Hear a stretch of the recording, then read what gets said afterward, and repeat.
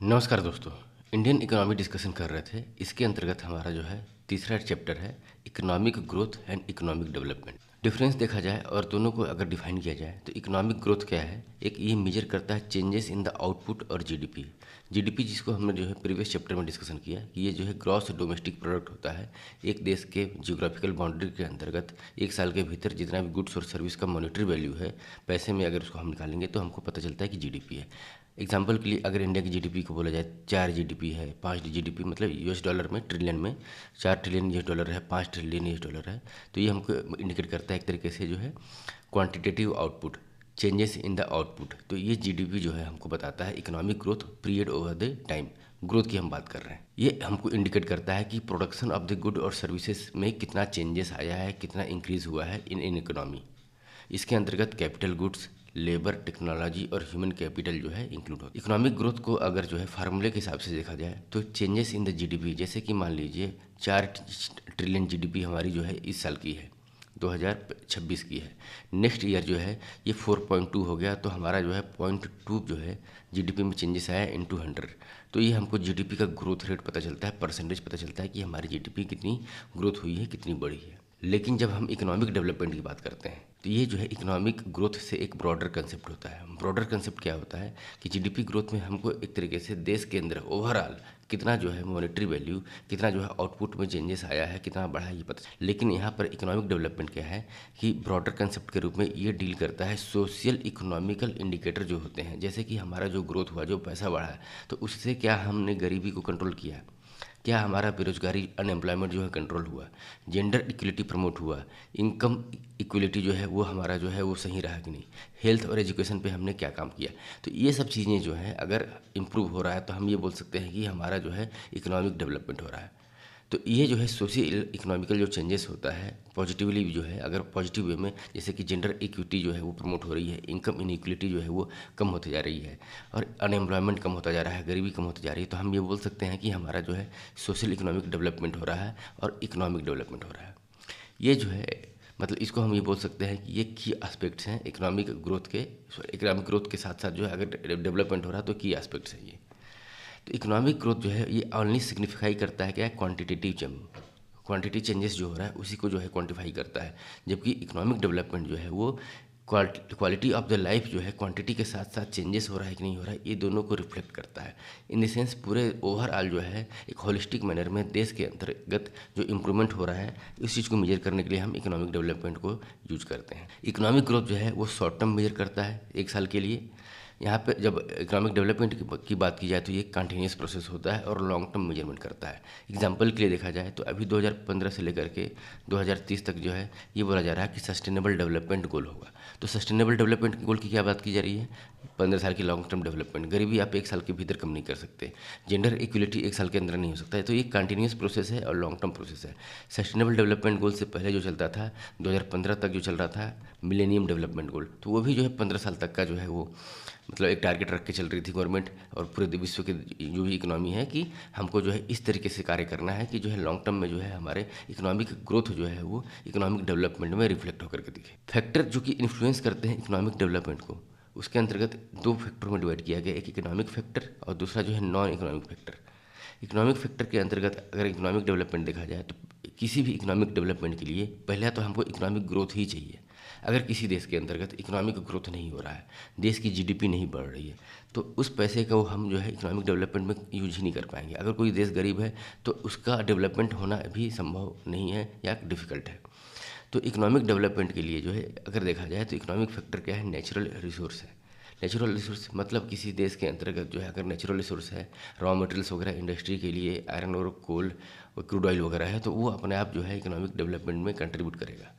फिर capital formation, capital formation का मतलब ये हुआ कि हमारे जो एसेट्स वगैरह जो क्रिएट होते हैं वो अगर सही तरीके से जो है वो एसेट क्रिएट हो रहे हैं तो वो भी जो है भागीदारी करेंगे economic development. Output in agriculture अगर होता है तो स्ट्रक्चरल चेंजेस होता है इन द सेंस जैसे कि मान लीजिए एक सिस्टम चल रहा है मैन्युफैक्चरिंग से सर्विस, फिर सर्विस से जो है अभी आर्टिफिशियल इंटेलिजेंस आया, तो ये हमारा जो है ग्रॉसली जो है स्ट्रक्चरल को चेंज करता है। तो इसको हम अडाप्ट कर पा रहे हैं कि नहीं और इसके पैरेलली जो है कदम से कदम ला कर के चल रहे हैं कि नहीं।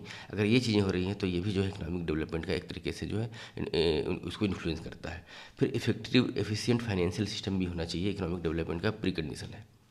नॉन इकोनॉमिक फैक्टर का देखा जाए तो ह्यूमन कैपिटल फॉर्मेशन जो होता है, मतलब आपके जो ह्यूमन रिसोर्स है, व्यक्ति हैं जो, वो जो है कितने डेवलपमेंट हैं, कितने स्किल्ड हैं, ये भी डिपेंड करता है आपके डेवलपमेंट के लिए। फिर education, technology, skill development, law और ऑर्डर जो है वो प्रॉपर होना चाहिए। अगर इकोनॉमिक ग्रोथ हो भी गया है, अगर देश में पैसा है और लॉ एंड ऑर्डर नहीं है, तो कोई भी इन्वेस्टमेंट उस देश में रुकेगा नहीं। इथिकल और सोशल वैल्यू भी उस देश में होनी चाहिए। तो कि जो है इकोनॉमिक फैक्टर्स और नॉन इकोनॉमिक फैक्टर्स भी जो है इन्वॉल्व है इकोनॉमिक डेवलपमेंट के लिए। तो इकोनॉमिक ग्रोथ और इकोनॉमिक डेवलपमेंट को अगर जो है एक तरीके से अगर कंपैरिजन किया जाए तो ये देखा जाए तो ये जो है इकोनॉमिक डेवलपमेंट को हम जो है क्वांटिफाई नहीं कर सकते हैं। ये जो एक तरीके से ये नहीं देख सकते हैं कि हमने जो है इतना जो है इतने पैसे जो है इतना बांट दिए और डेवलपमेंट हो गया। इसको क्वांटिफाई करना एक डिफ़िकल्ट टास्क होता है। डिफरेंस देखा जाए तो अगर मीनिंग इकोनॉमिक ग्रोथ का है तो ये जो है क्वांटिटेटिव एस्पेक्ट्स होता है। इकोनॉमिक ग्रोथ जो है एक क्वांटिटेटिव एस्पेक्ट्स होता है हमारे मेजरमेंट का, जो कि इकोनॉमिक डेवलपमेंट क्या होता है कि क्वांटिटेटिव के साथ साथ जो है क्वालिटेटिव की भी बात करता है। क्वालिटेटिव एस्पेक्ट्स भी इसमें एसोसिएटेड होता है। अगर आपका ग्रोथ हो रहा है तो उस ग्रोथ से जो है सोशल इकोनॉमिक अपलिफ्टमेंट हो रहा है कि नहीं, ये हमको इकोनॉमिक डेवलपमेंट पता चलता है। स्कोप क्या है, इकोनॉमिक ग्रोथ का जो स्कोप है वो थोड़ा सा नैरो है। नैरो इन द सेंस केवल वो मॉनिटरी वैल्यू तक ही सीमित है, पैसे के क्वांटिफाइड टर्म्स तक ही सीमित है। जबकि इकोनॉमिक डेवलपमेंट जो है वो ब्रॉडर है। आप इकोनॉमिक डेवलपमेंट की बात करते हैं तो आप जो है पॉवर्टी की भी बात करेंगे, आप इन्वायरमेंट की भी बात करेंगे, क्लाइमेट चेंज की भी बात करेंगे, जेंडर की भी बात करेंगे, हेल्थ की भी बात करेंगे। तो ये सब चीज़ भी इसमें मतलब इंक्लूडेड हो जाता है। मेजरमेंट कैसे करते हैं, अगर इकोनॉमिक ग्रोथ को मेजर करना हो तो इसके लिए gross domestic product, gross national product, per capita income, ये सब चीज़ों को जो है मेजर करते हैं। अगर इसमें ग्रोथ हो रहा है तो हम ये बोल सकते हैं कि हमारा इकोनॉमिक ग्रोथ हो रहा है। इकोनॉमिक डेवलपमेंट के लिए ह्यूमन डेवलपमेंट इंडेक्स, फिर जो है इनकम इनइक्वलिटी जो होती है, फिर ग्रॉस डेवलपमेंट इंडेक्स होता है, फिर ग्रॉस नेशनल हैप्पीनेस है। तो ये सब चीज़ें जो है इंडिकेट करती है हमारी इकोनॉमिक डेवलपमेंट। टर्म्स क्या है, इकोनॉमिक ग्रोथ जो है पीरियड क्वार्टरली भी होता है, हाफ ईयरली भी होता है और एनुअली भी होता है। और इसको जो स्पेसिफिक टाइम में इसलिए इसको मेजर किया जाता है।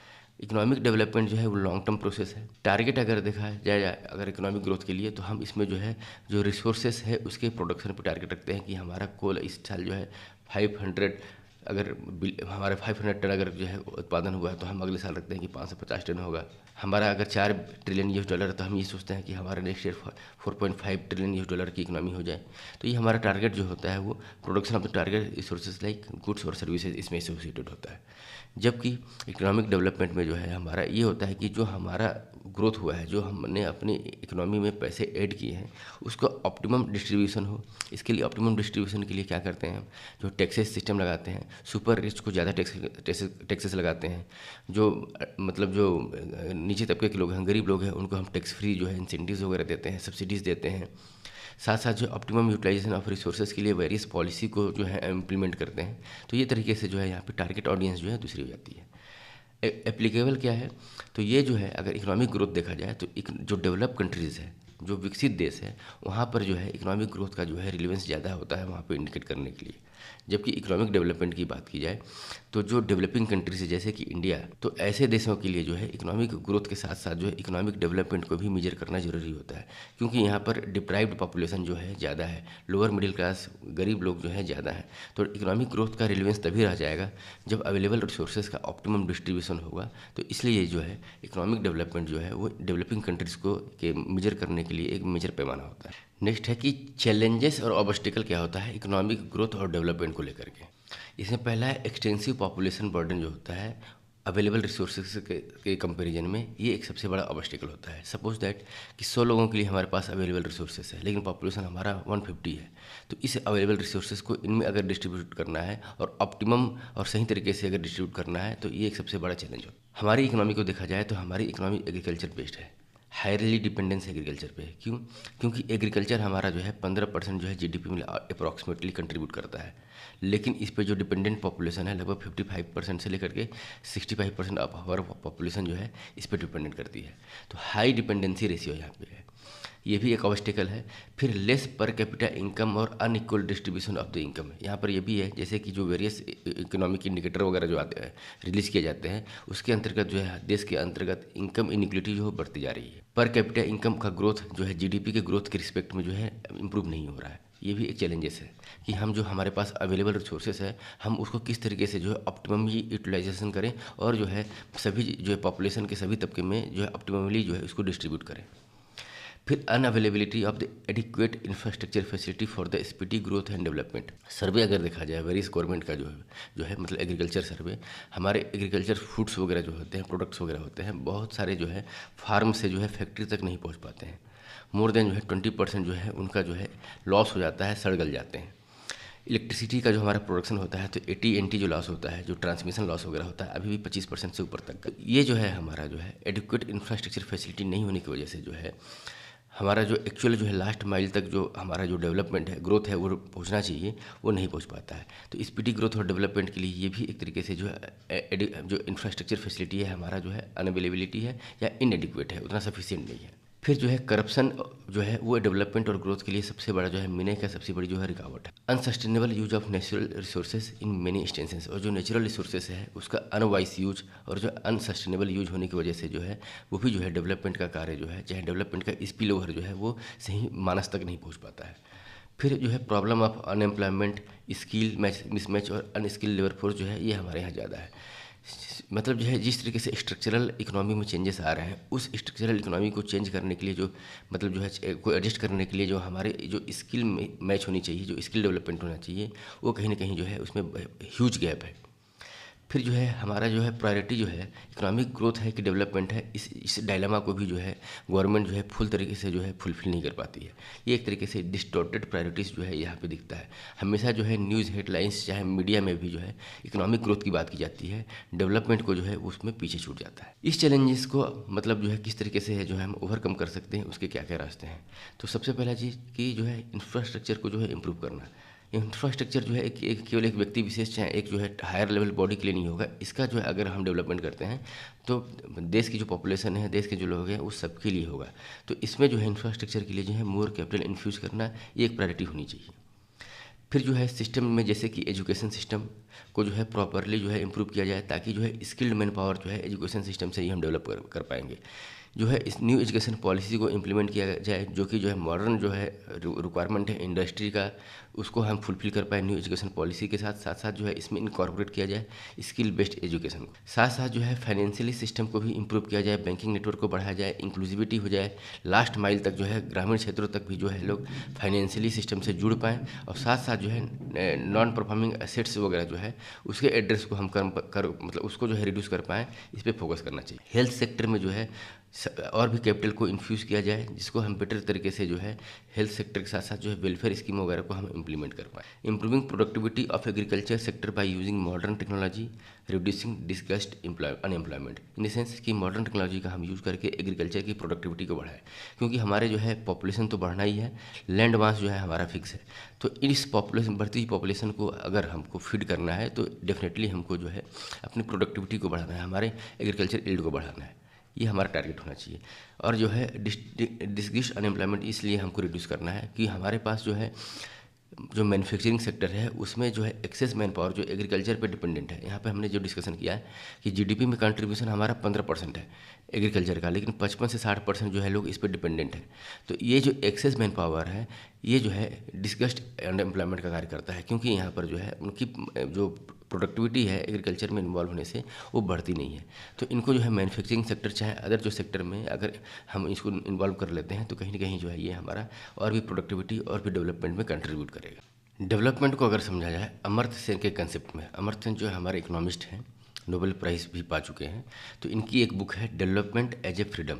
डेवलपमेंट एज ए फ्रीडम ये जो बुक लिखा गया ये इंटरनेशनल डेवलपमेंट के आधार पर लिखा गया है 1999 में अमर्त्य सेन के द्वारा। ये एक तरीके की ट्रीटी है जिसके अंतर्गत जो है ह्यूमन डेवलपमेंट को किस तरीके से जो है प्रेस किया जाता है, किस तरीके से अप्रोच होना चाहिए, इसमें दिया गया है। अमर्त्य सेन के हिसाब से जो है ये इनका ये बोलना है कि हम जो है unprecedented opulence of the world में रहते हैं। अगर हम आज के दौर को अगर इमेजिन करें 100 साल पहले, 200 साल पहले, तो हम इमेजिन करेंगे कि बहुत सारा चीज़ें चेंज हो गया है, बहुत मतलब जो है ग्रोथ दिखता है इकोनॉमी में, लेकिन आज भी जो है लोग डिप्राइव हैं, डिस्ट्रीब्यूट हैं और ऑप्रेस्ड हैं। उनका बोलने का मतलब ये है कि 200 सालों में, 100 सालों में जितना जो है इकोनॉमिक ग्रोथ हुआ है, जितने भी मतलब जो है मतलब पैसे अर्न किए गए हैं, उसका प्रॉपर रिफ्लेक्शन जो है ह्यूमन डेवलपमेंट में नहीं दिखा। उनका डेवलपमेंट का मतलब ये है कि जो डिप्राइवेशन है, डिस्ट्रीब्यूशन है, ऑपरेशन है, ये कम होना चाहिए। ये जो अगर इस प्रॉब्लम से हम ओवरकम हो जाते हैं तो ये जो है क्रूशियल एक्सरसाइज होगा डेवलपमेंट के लिए। अगर लोग गरीबी से हट जाएं, डिस्ट्रीब्यूशन और ऑपरेशन ना हो, स्वतंत्रता मिल जाए, फ्रीडम मिल जाए, तो यही एक्चुअल में डेवलपमेंट का पैमाना है। और ये जो ग्रोथ दिखता है हमको, ये डेवलपमेंट में कन्वर्ट हो जाएगा। इनके हिसाब से जो कंसेप्ट ऑफ द डेवलपमेंट की बात की जाए तो इसके अंतर्गत डेवलपमेंट में एलिमिनेशन करना है, हमको हटा देना है क्या क्या चीज़ें जो अनफ्रीडम है, जो लिटिल चॉइस है, अपॉर्चुनिटी नहीं है लोगों के पास। तो ये जो है ये चीज़ नहीं होनी चाहिए। डेवलपमेंट का मतलब होना चाहिए कि लोगों के पास जो है एम्पल अपॉर्चुनिटी होनी चाहिए, चॉइस जो है अपार होनी चाहिए, फ्रीडम होनी चाहिए, फ्रीडम ऑफ द चॉइस होनी चाहिए। तो ये सब चीज़ को डेवलपमेंट के रूप में जो है अमर्त्य सेन देखते हैं। उनके हिसाब से जो डेवलपमेंट है उसके को जो है doing away the major source of unfreedom, गरीबी, फिर tyranny, power economic opportunity, poor economic opportunity, systematically social deprivation, ये सब चीज़ें अगर नहीं है, इस सब चीज़ को लेकर के फ्रीडम है अगर आदमी के बीच में, सोसाइटी के बीच में, तब हम उसको डेवलपमेंट मानेंगे। प्रीलिम्स के पर्सपेक्टिव से डेवलपमेंट एज ए फ्रीडम, ये बुक किसके द्वारा लिखा गया है? अमर्त्य सेन के द्वारा लिखा गया है। कब लिखा गया है? 1999 में। इन्होंने आर्गू दिया है कि फ्रीडम जो है एक एसेंशियल पार्ट है। द प्रोसेस ऑफ डेवलपमेंट है टू रीजन, मतलब जो है डेवलपमेंट के लिए जो है दो कारण हो सकते हैं। इसके अंतर्गत जो assessment of the progress has to be done primarily in terms of whether the freedom the people have are enhanced, मतलब जो फ्रीडम है लोगों के पास वो है कि नहीं है, और फ्रीडम जो है समय के साथ, ग्रोथ के साथ वो इनहेंस हो रहा है कि नहीं, बढ़ रहा है कि नहीं, इसके आधार पर जो है हम डेवलपमेंट के प्रोग्रेस को जो है एसेस करेंगे। साथ साथ जो achievement of development is thoroughly dependent on the free agency of the people. Overall जो पीपल अगर फ्री हैं तो उसी के आधार पर जो है डेवलपमेंट को हम अचीव कर सकते हैं, उसी के हिसाब से उसको हम कैलकुलेट करेंगे। इनके अंतर्गत जो है 5 distinct type of the freedom जो है वो आइडेंटिफाई किया गया है इम्पेरिकल स्टडी के द्वारा। एक पॉलिटिकल फ्रीडम, जिसमें जो है लोगों को चॉइस मिले कि हम किसको वोट देना चाहते हैं, कोई दबाव ना हो, कोई जो है इसमें जो है मैनिपुलेशन ना हो। फिर इकोनॉमिक फैसिलिटीज़ हो, सोशल अपॉर्चुनिटीज़ हो, ट्रांसपेरेंसी की गारंटी हो, और प्रोटेक्टिव सिक्योरिटी मेजर्स हो। तो ये 5 डिस्टिंक्टिव जो फीचर है, एक तो पॉलिटिकल, इकोनॉमिकल, सोशल, फिर जो है ट्रांसपेरेंसी हो, जिससे कि ट्रांसपेरेंसी गारंटी होगी तो करप्शन नहीं होगा, और प्रोटेक्टिव सिक्योरिटी मतलब जो है सिक्योरिटी भी हो, ये नहीं कि मतलब कोई भी दूसरा देश का व्यक्ति आकर के, दूसरा देश का दुश्मन आकर के आप पे अटैक करके चला जा रहा है, तो आप हमेशा जो है इनसिक्योर रहेंगे, हमेशा डर के माहौल में रहेंगे। तो ये 5 जो है डिस्टिंक्टिव पिलर्स हैं फ्रीडम के लिए। इकोनॉमिक डेवलपमेंट का अदर भी डायमेंशन है। इसके अंतर्गत जो है economic security, economic insecurity is associated with the lack of democratic rights and liberty. अगर इकोनॉमिक इनसिक्योरिटी दिखेगा तो हमेशा आपको डर दिखा करके जो है आपके बिहेवियर को इन्फ्लुएंस करके जो है पॉलिटिकल फ्रीडम को भी जो है यहाँ पे कर्व कर दिया जाएगा। ऐसा जो है इनके इकोनॉमिक डेवलपमेंट में ही बोला गया है। तो ये 5 चीज़ें जो है वो इंटरलिंक्ड है। The working of the democracy and political rights can be assist to address economic disaster. तो ये पॉलिटिकल और राइट्स और डेमोक्रेसी, डेमोक्रेटिक वैल्यू जो है, ये दोनों मिल करके जो है आपके इकोनॉमिक डिजास्टर का जो डाउनफॉल होना है उसको जो है मतलब जो है रोकते हैं, और आपके डेवलपमेंट को जो है एक तरीके से असिस्ट करते हैं। फिर एक कंसेप्ट आया अंडर डेवलपमेंट। ये अंडर डेवलपमेंट क्या है? ये लो लेवल ऑफ डेवलपमेंट है, जिसको हम ये बोल सकते हैं कि low level of per capita income किसी देश में होगा तो हम उसको बोलेंगे under development. Per capita income मतलब प्रति व्यक्ति आय अगर कम है, एक थ्रेशोल्ड रखा जाएगा, उससे नीचे है तो हम उसको अंडर डेवलपमेंट बोलेंगे। अंडर डेवलपमेंट कंट्रीज जो होते हैं उनका जो है प्राइमरीली जो है एम्प्लॉयमेंट जो होता है वो प्राइमरी सेक्टर पर डिपेंडेंट है। एम्प्लॉयमेंट एग्रीकल्चर बेस्ड होता है, इकोनॉमी एग्रीकल्चर बेस्ड होती है। तो एग्रीकल्चर से हमारा इकोनॉमी इतना जनरेट नहीं होता है कि हम जो है पर कैपिटा इनकम को बढ़ा पाएँ। ये एक तरीके का सस्टेनेबल टाइप का जो है सस्टेंट करना है, बस सब्सिस्टेंस, सॉरी इसको सब्सिस्टेंस बोलेंगे, सब्सिस्टेंस बेस्ड जो है इकोनॉमी हो जाती है, और जो है उस लेवल का डेवलपमेंट नहीं हो पाता है जो इंडस्ट्रियल बेस्ड इकोनॉमी और सर्विस बेस्ड इकोनॉमी होती है। कॉमन फीचर अगर अंडर डेवलपमेंट कंट्रीज़ का देखा जाए तो low GNP per capita, low gross national product per capita होगा, प्रति व्यक्ति होगी। रिलेटिवली अगर कंपेयर करेंगे तो लो कैपिटल फॉर्मेशन भी होगा, हाई लेवल ऑफ अनएम्प्लॉयमेंट, बेरोजगारी, अंडर डेवलपमेंट दिखेगा आपको। Low level of productivity of the labour, मतलब लेबर की जो प्रोडक्टिविटी है, लेबर का जो मतलब उत्पादकता है वो हमको यहाँ पे कम दिखेगा, लेबर हमारे स्किल्ड नहीं रहेंगे। हाई लेवल ऑफ पॉवर्टी और इनकम इनक्वलिटी जो है वो रिफ्लेक्ट करेगी, और लो ह्यूमन कैपिटल, मतलब हमारा जो ह्यूमन कैपिटल है, ह्यूमन रिसोर्स है, वो जो है एजुकेटेड नहीं होगा, स्किल्ड नहीं होगा और अनहेल्दी होगा। तो ये अगर कंडीशन मीट करता है तो ब्रॉडली हम उसको बोल सकते हैं कि ये अंडर डेवलपमेंट के इंडिकेटर। एक जो है कंपोजिट डेवलपमेंट इंडेक्स जो है वो रघुराम राजन कमेटी के द्वारा जो है 2013 में डेवलप किया गया था। इससे रिलेटेड इन्होंने जो है रिपोर्ट सबमिट किया था, अंडर डेवलपमेंट इंडेक्स, इसको कंपोजिट डेवलपमेंट इंडेक्स कहा गया था। इसके अंतर्गत जो है रघुराम राजन कमेटी के द्वारा जो है 10 इंडिकेटर जो है सजेशन दिए थे कि 10 इंडिकेटर को मिला करके जो है हम एक जो है इंडेक्स तैयार करेंगे, जो हमारा जो है कंपोजिट डेवलपमेंट इंडेक्स के नाम से जाना जाएगा। ये 10 कंपोनेंट को इक्वल वेट यहाँ पे दिया गया था। ये 10 जो है कंपोनेंट हैं, एक तो जो है इकोनॉमिक इंडिकेटर का सबसे मेन पैमाना monthly per capita consumption expenditure. ये मतलब आपके पास एक तो इकोनॉमिक हुआ कि आपके पास कितने पैसे हैं और आप कितने खर्च कर रहे हैं। तो पहला indicator monthly per capita consumption expenditure को इन्होंने जो है कोट किया था। दूसरा एजुकेशन, फिर हेल्थ, फिर हाउस होल्ड एम्यूनिटीज़, मतलब हाउस होल्ड में कितनी सुविधाएं हैं, शौचालय से लेकर के जो इलेक्ट्रॉनिक्स आइटम से लेकर के घर हाउसिंग वगैरह जो है वो है कि नहीं, तो इसको इंक्लूड किया गया था। फिर poverty rate, female literacy rate, percentage of SC/ST population, urbanisation की बात भी की थी कि अर्बनाइजेशन का रेट जो है वो किस तरीके से ग्रोथ हो रहा है। फिर फाइनेंशियल इंक्लूजन और कनेक्टिविटी। ये 10 इंडिकेटर के आधार पर जो है उन्होंने कंपोजिट डेवलपमेंट इंडेक्स तैयार किया था। इंक्लूसिव ग्रोथ और इकोनॉमिक ग्रोथ को अगर देखा जाए, ये दोनों के कंपेरिजन किया जाए, तो इंक्लूसिव ग्रोथ हमारा जो है एक तरीके के डेवलपमेंट को बताता है कि ये जो इकोनॉमिक ग्रोथ हो रहा है अगर इंक्लूसिव है तो वो हमारा डेवलपमेंट का इंडिकेटर है। इंक्लूसिव ग्रोथ जो है वो रिफ्लेक्ट करता है इकोनॉमिक ग्रोथ जो है उसका बेनिफिट जो है परकुलेट हो रहा है कि नहीं, उसका बेनिफिट जो है मिल रहा है कि नहीं, जो बाकी जो various section of the society है। इंक्लूसिव ग्रोथ का मतलब ये हुआ कि जो हमारा इकोनॉमिक ग्रोथ है वो बेनिफिट फॉर द एवरीवन, मतलब जो है ये सभी को उसका बेनिफिट मिलना चाहिए regardless of their class, sex, caste, creed, region और रिलीजन। मतलब इकोनॉमिक ग्रोथ का जो है बेनिफिट इरिस्पेक्टिव ऑफ कौन सी जाति का व्यक्ति है, कौन से क्लास का है, कौन सा सेक्स है, कौन सा धर्म है, इस चीज़ को मतलब दरकिनार करते हुए जो है इसका बेनिफिट सभी धर्म के, सभी जाति के, सभी सेक्स वर्ग के लोगों को मिलना चाहिए। इसलिए हम ये बोल सकते हैं कि जो इंक्लूसिव ग्रोथ है वो बेटर अप्रोच है इकोनॉमिक ग्रोथ को मेजर करने का।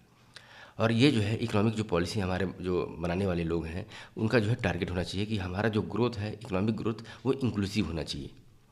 इंक्लूसिव ग्रोथ का जो है सेलिएंट फीचर अगर देखा जाए तो इसके अंतर्गत जो है हमारा जो है इनइक्वलिटीज़ जो है वो रिड्यूस करना है, पहला टारगेट होना चाहिए। और ये इनइक्वलिटीज़ जो है वो वर्टिकल और साथ साथ जो है हॉरिजॉन्टल इनकम जो है वो रिड्यूस करना है, इनकम इक्विटी को। इनकम इक्विटी वर्टिकली भी और रिड्यूस होना चाहिए और हॉरिजॉन्टली भी रिड्यूस होना चाहिए। वर्टिकल का मतलब हुआ कि मान लीजिए 3-4 एग्जांपल से समझेंगे कि सेंट्रल गवर्नमेंट से कोई चीज़ स्टेट गवर्नमेंट आई तो ये हम इसको बोलते हैं वर्टिकल। लेकिन विद इन स्टेट मतलब वेरियस स्टेट्स का जब हम कंपेरिजन करते हैं तो ये हमारा हॉरिजॉन्टल डिस्ट्रीब्यूशन हुआ। हम धर्म जैसे रिलीजन की बात करते हैं, रिलीजन के बाद फिर आया है हिंदू, मुस्लिम, क्रिश्चियन वगैरह, सिख, ये धर्म आया तो ये हमारा वर्टिकल हुआ। फिर विद इन हिंदू जो है वेरियस कास्ट सिस्टम है, तो इस कास्ट सिस्टम के अंतर्गत जो है ये हमारा जो है इंक्लूसिविटी है कि नहीं है, हमारा जो है इनकम इनइक्वलिटी जो है वो रिड्यूस हो रहा है कि नहीं हो रहा है, तो ये हमारा हॉरिजॉन्टल हो जाएगा। रिलीजन से जब रिलीजन जो है वेरियस बांटते हैं तो ये हुआ हमारा वर्टिकल। विद इन जो है कास्ट सिस्टम जो है हमारा हिंदू धर्म में आया तो हम इसको बोल सकते हैं कि ये हमारा हॉरिजॉन्टल डिस्ट्रीब्यूशन हुआ। फिर जो रीजनल डिस्पैरिटीज़ को भी कम करना है अगर इंक्लूसिव ग्रोथ करना है तो, और बैलेंस ग्रोथ होना चाहिए all 3 sector in the economy, in the sense primary sector, secondary sector और सर्विस सेक्टर जो है की जो सेक्टर हैं हमारे, ये तीनों जो है उनका बैलेंस ग्रोथ होना चाहिए क्योंकि तीनों सेक्टर्स के अलग अलग इंपॉर्टेंस है। बिना एग्रीकल्चर सेक्टर के, प्राइमरी सेक्टर के जो है भी हम सर्वाइव नहीं कर पाएंगे, और सर्विस सेक्टर और मैन्युफैक्चरिंग सेक्टर का भी उतना ही कंट्रीब्यूशन है इकोनॉमी में, तो इनका जो है बैलेंस ग्रोथ होना चाहिए। फिर reduction in the level of poverty in a way that gap between the haves और have nots get reduced. In sense हमारे जो है डेवलपमेंट का जो है पैमाना इस तरीके से होना चाहिए, हम गरीबी के इस तरीके से रिड्यूस कर पाएँ कि जो हैव्स मतलब जिनके पास रिसोर्सेज अवेलेबल है, जो रिसोर्सेज के मालिक हैं, और जो व्यक्ति जो है रिसोर्स का डिप्राइव्ड है, जिसके पास रिसोर्सेज नहीं है, वो स्ट्रगल कर रहा है, तो इस दोनों के बीच के जो गैप है उसको हम रिड्यूस कर पाएँ, ऐसी हमारी जो है इंक्लूसिव ग्रोथ जो है होनी चाहिए, ऐसा हमारा जो है पॉलिसी फॉर्मुलेशन होना चाहिए। तो salient feature economic inclusive growth का ये है कि हम जो है मतलब एक तो हमारा जो रिसोर्सेज है उसका वर्टिकल और हॉरिजॉन्टल डिस्ट्रीब्यूशन जो है सही तरीके से कर पाएँ, जिससे इनकम इक्विटी को हम रोक सकें। रीजनल डिस्पैरिटीज़ को रोकना है, सभी सेक्टर के ग्रोथ को जो है बैलेंस वे में जो है हमको करना है, और साथ साथ जो है पॉवर्टी का जो लेवल है और जो हैव्स और हैव नॉट्स के डिफरेंसेस को है, इन इनकम इनइक्विटी को जो है उसको रिड्यूस करना है। तो ये बोला जा सकता है कि जो इकोनॉमिक ग्रोथ है इसका जो है बेसिक प्रिंसिपल क्या है, principle of equity. Inclusive growth जो है ऐसा एक्सपेक्टेड किया जा सकता है कि reduced poverty faster in the sense that a higher elasticity of poverty reduction है। ये higher elasticity of poverty reduction की बात की जाए तो जैसे कि हमारा अगर इकोनॉमिक ग्रोथ जो है, हमारा जो इकोनॉमिक डेवलपमेंट अगर 100 रुपये हम इस साल ऐड किए हैं तो इसके रेशियो में हमारी पॉवर्टी जो है कितनी रिड्यूस हुई है। अगर इसके रेशियो में पॉवर्टी जो है अगर रिडक्शन ज़्यादा है तो हम ये बोल सकते हैं कि higher elasticity of poverty reduction है। अगर 100 रुपये के रिस्पेक्ट में केवल 10 रुपये की हम गरीबी अगर कम करते हैं तो हायर इलास्टिसिटी यहाँ पर नहीं है। 100 रुपये की जगह पे हम 100 रुपये की ही गरीबी कम करते हैं तो हायर इलास्टिसिटी और पॉवर्टी रिडक्शन यहाँ पे है। तो इंक्लूसिव ग्रोथ का मतलब ये हुआ कि हमारी गरीबी जो है वो तेज़ी से होना चाहिए, हमारे इनकम ग्रोथ जितना तेज़ी से हो रहा है उससे ज़्यादा तेज़ी से जो है हम गरीबी को कम कर पाएँ, ये हमारा टारगेट होना चाहिए। इंक्लूसिव ग्रोथ ये भी बोलता है कि ये इंश्योर करता है access of people to basic infrastructure और बेसिक सर्विस कैपेबिलिटी जैसे कि हेल्थ और एजुकेशन। और जो है ये एक्सेस करने की बात करता है कि क्वांटिटेटिवली नहीं, क्वालिटेटिव। ऐसा नहीं कि हम एजुकेशन के लिए स्कूल खोल दिए लेकिन स्कूल में क्वालिटी नहीं है, हेल्थ सेक्टर खोल दिए लेकिन जो है वहाँ पर डॉक्टर नहीं है, ट्रीटमेंट की फैसिलिटी नहीं है। तो जो है एक्सेस की बात की जाए तो ये इसके अंतर्गत जो है क्वांटिटी के अलावा जो है क्वालिटी की बात होती है, तब जाके हम इंक्लूसिविटी जो है हो पाएगा। इंक्लूसिव ग्रोथ को अगर टारगेट किया जाए तो जो है हमारे जो पॉलिसी मेकर्स हैं उनके माइंड में दो चीज़ें होती हैं। अगर इंक्लूसिव ग्रोथ करना है तो पहला होगा कि एक ट्रिकल डाउन अप्रोच होता है। ट्रिकल डाउन का अप्रोच का मतलब यह है कि हम जो है मतलब इकोनॉमिक ग्रोथ इतना कर दें कि मतलब जो है टॉप मोस्ट लोगों के पास अगर पैसा भी आ जाए तो वो बाद में इन्वेस्टमेंट करेंगे कहीं ना कहीं इंडस्ट्री में, इंफ्रास्ट्रक्चर में, फिर बाद में जो है लोगों को एम्प्लॉयमेंट मिलेगा, नौकरी करेंगे लोग और फिर उनका भी ग्रोथ हो जाएगा, फिर डेवलप हो जाएंगे। तो यह वो ट्रिकल लाइन का मतलब जो है कुछ लोगों को मतलब जो इकोनॉमी के कुछ सेक्शन ऑफ द सोसाइटी जो है उनको मतलब इकोनॉमिकली पावरफुल बना दिया जाए ताकि वो फिर से इन्वेस्टमेंट करेंगे अपने इकोनॉमी में, तो उससे बाकी लोग भी उसका बेनिफिट लें। दूसरा अप्रोच ये बोलता है कि हम जो गरीब लोग हैं उन पर डायरेक्ट अटैक करें, उनको सब्सिडी दें, वेलफेयर स्कीम का पार्टिसिपेट कराएं, उनको जो है गरीबी रेखा से खींच करके हम बाहर निकालें। तो एक तो डायरेक्ट अप्रोच है और एक ट्रिकल डाउन अप्रोच है, ये दोनों अप्रोच है। साइलेंट फीचर यही है कि गवर्नमेंट अभी जो है डायरेक्ट अप्रोच जो है हमारी कर रही है वेलियस वेलफेयर स्कीम के द्वारा।